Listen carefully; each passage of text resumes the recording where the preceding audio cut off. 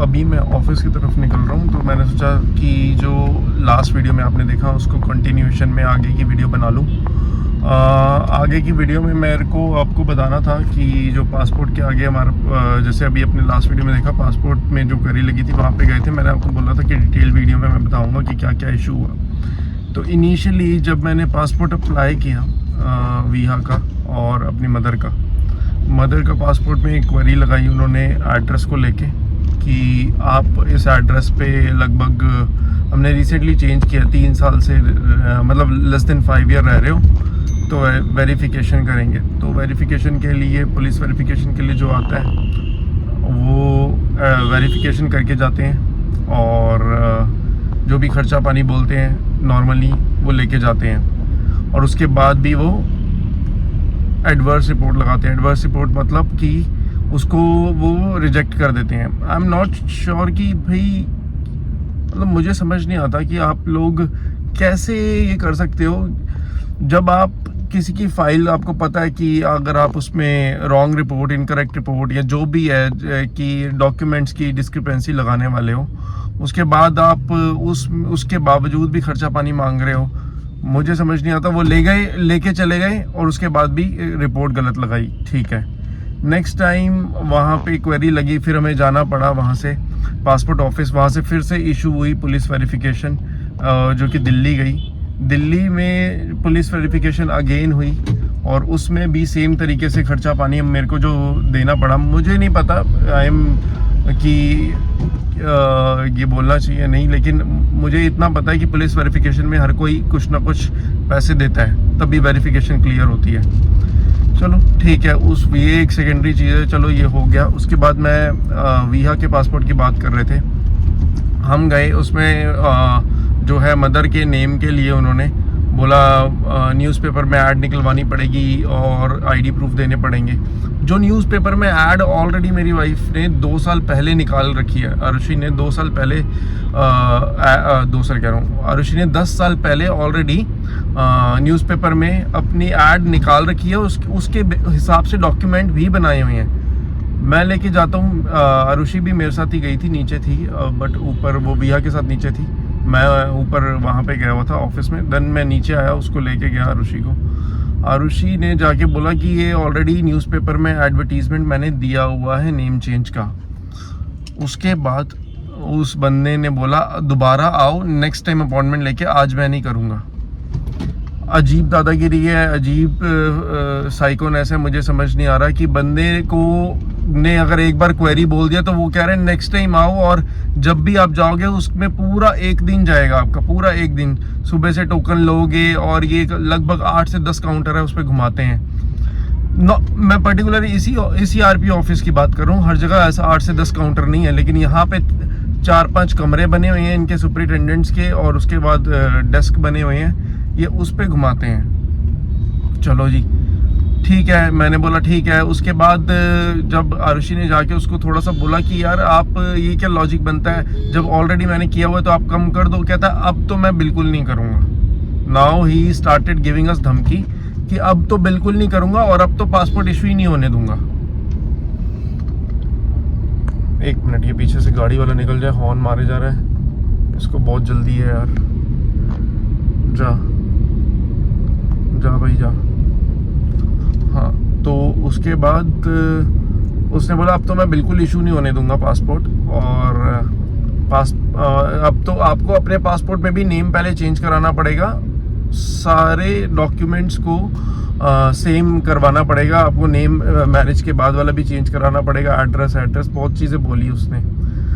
उसके बाद हम फ्रस्ट्रेट होके नीचे आए और एज़ यूजुअल जैसे हमने ब्रोकर को बोला कि ब्रोकर ने बोला कि आप छोड़ दो, मैं करवा दूंगा, पैसे लगेंगे। तो मुझे समझ नहीं आता, जब पासपोर्ट में जो पर पासपोर्ट हमारा जो खर्चा आता है वो मेरा खुद का अभी मैंने बनवाया लगभग 8 to 9,000 रुपीज़ मेरे लगे थे। अभी मदर के पासपोर्ट में 5,000 प्लस अब सेम बेटी के पासपोर्ट में भी, जिसमें वेरिफिकेशन पुलिस रिक्वायर्ड ही नहीं होती, पेरेंट्स के पासपोर्ट पे बनता है। इनका अगर वेबसाइट पे जाके आप खुद एलिजिबिलिटी क्राइटेरिया पढ़ोगे, पेरेंट्स के डॉक्यूमेंट्स के बिहाफ पे बनता है। और मैं दे रहा हूँ, कह रहा आपका नहीं चलेगा, मदर का चाहिए सेम टू सेम। समझ नहीं आ रहा, मदर हस्बैंड के साथ ही तो रहेगी, बेटे बच्चे के फादर के साथ ही तो रहेगी, क्या इलॉजिकल चीज़ें बना रखी हैं। उसके बाद इधर उधर 500,000 रुपये दो, 500 रुपये करके दो, तब जाके ये पासपोर्ट बनाएंगे। हर किसी को पैसे चाहिए वहाँ। इनफैक्ट वहाँ गार्ड ने भी हमसे 100 रुपये लिए, 100 रुपये लिए कि नंबर लाइन से मतलब थोड़ा जल्दी आने के लिए। मतलब पैसे देते जाओ तो ये लोग काम करते चले जाएंगे। मुझे समझ नहीं आ रहा, इतना करप्शन, इतना रिश्वत का वो पता नहीं क्या वो कर रखा है। और अगर नहीं दोगे तो फाइल बंद करके फेंक देंगे, फाइल पड़ी रहेगी वहां पे। मैंने कितने लोग देखे 1 साल से चक्कर काट रहे हैं। 1 साल से एक बंदा कह रहा है कि मैं यहाँ पे आ रहा हूँ कंटिन्यूसली और मेरा पासपोर्ट नहीं बन रहा है। इज लाइक मुझे समझ नहीं आता व्हाट टू डू यहाँ पे अभी। अब वैसे ऑफ कोर्स कौन रिश्वत को प्रमोट करेगा, हम तो नहीं करते, कोई भी नहीं करता, लेकिन बिना उसके काम ये कर ही नहीं रहे हैं। कहाँ कंप्लेंट करोगे आप? इनकी कोई कंप्लेंट के लिए कोई हायरार्की नहीं है, कोई एस्केलेशन मैट्रिक्स नहीं है। करते रहो कंप्लेंट, कभी जवाब नहीं आएगा ज़िंदगी में। बहुत बेकार चीज़ें हैं। तो ज़्यादा नेगेटिविटी नहीं फैलाते। तो ये मैं आपको बस प्रोसेस में जो हैरेसमेंट और जो हैसल हमने फेस किया ना, ऑल्दो पासपोर्ट एक बार बनवाना होता है, 10 साल के लिए छुट्टी होती है, बच्चे का 5 साल के लिए बनता है। इसलिए इंसान कहता है यार लो यार 4-5 हज़ार रुपये लेने हैं तुमने, लो और बना के दो, ख़त्म करो। इसलिए ब्रोकर्स के पास जाना पड़ता है ज़बरदस्ती और वो बनवाते हैं। I am not sure. अब ये मैंने बता दिया आपको सारा प्रोसेस, वीडियो में बताना था या नहीं था। तो ये था सारा। अब मैं ऑफिस की तरफ निकल चुका हूँ, ऑलमोस्ट 10-15 मिनट में ऑफिस पहुँच रहा हूँ। और ठंड काफ़ी हो रखी है, इसलिए हीटर चलाया होगा मैंने। ये देखो जी, इस तरीके का कुछ मौसम है। वैसे ये जो मंथ है वो बिल्कुल बेस्ट रहता है। साल के सबसे बेस्ट मंथ लगते हैं मुझे जनवरी और दिसंबर, क्योंकि मौसम बिल्कुल ठीक होता है, कोई प्रॉब्लम नहीं, कोई ज़्यादा गर्मी नहीं, स्वेटी नहीं, कुछ नहीं, बहुत बढ़िया मौसम हो रखा है। सामने ही हमारा टिम हॉर्टन्स है।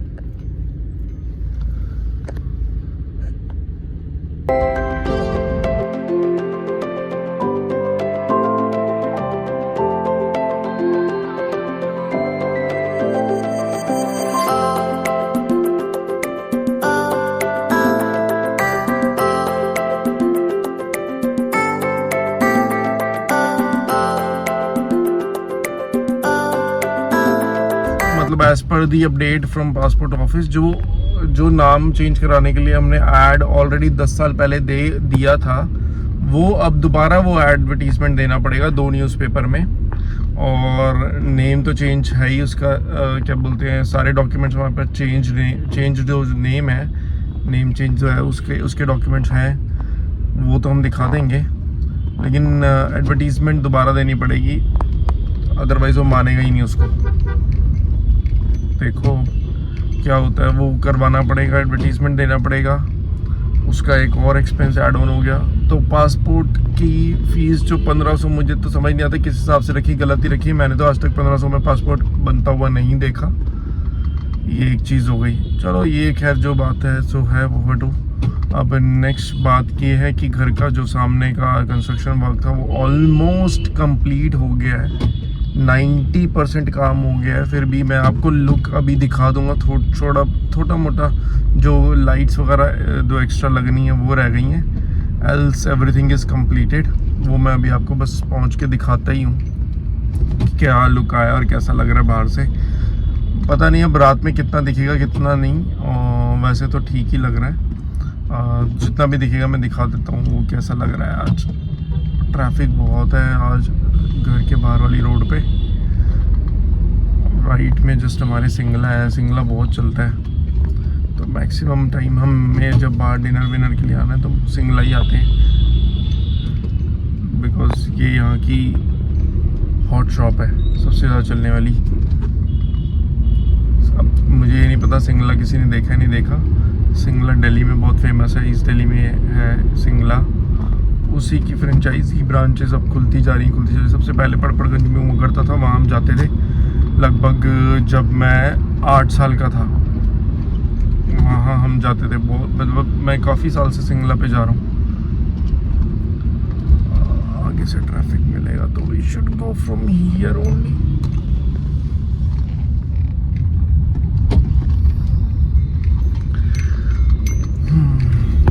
यहाँ भी काफ़ी रेडियाँ वगैरह लग चुकी हैं।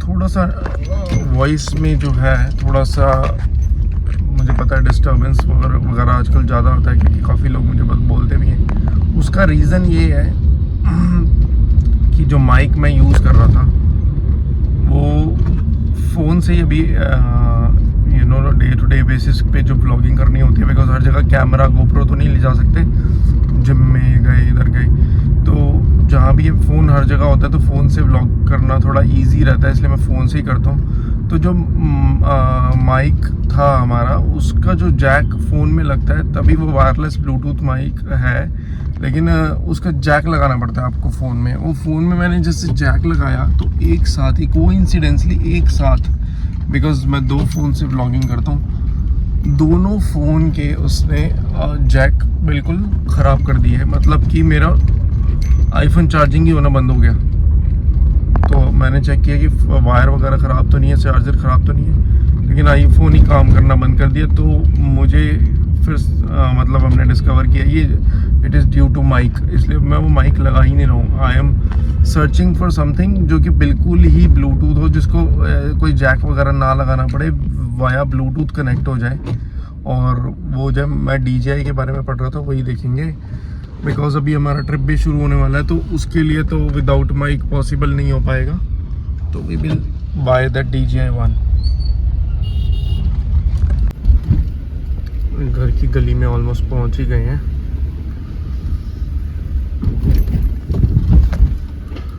यहीं से दिखाता हूँ, लेफ्ट लेते ही क्या व्यू है, फिर पूरा ओपन करके दे आपको दिखाऊंगा। एक हाथ से कट करना इज डिफ़िकल्ट। ये तो नहीं है, वो आ रहा है, उस तरीके का लुक आ रहा है।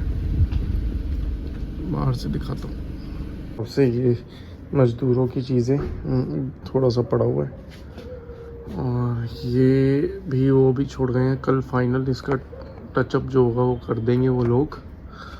और ये इस तरीके की लाइट्स लग गई हैं यहाँ पे, और वहाँ पे एक लाइट लगेगी स्टार लाइट, एक लाइट वहाँ लगेगी स्टार लाइट, और एक लैंप लगेगा यहाँ पे, एक लैंप लगेगा यहाँ पे।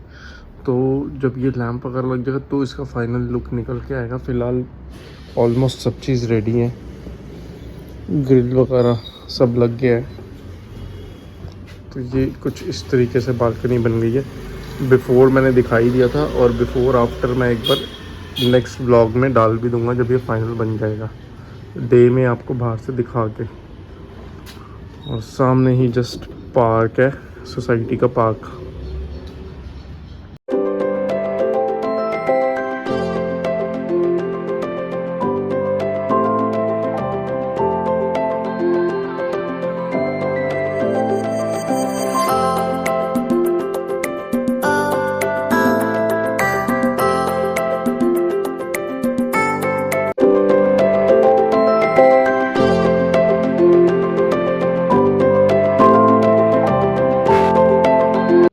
तो वीहू के साथ साथ मैंने भी थोड़ी सी शॉपिंग के लिए ये टी-शर्ट्स 1-2 देखी हैं।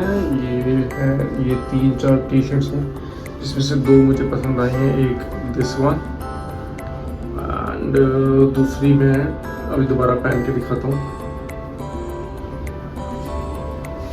मुझे पसंद आई है एक ये वाली टी-शर्ट। सो ये दो टी-शर्ट्स मुझे दोनों ही पसंद आ रही हैं। तो देखते हैं, आप भी बताना कमेंट करके कैसी लग रही है।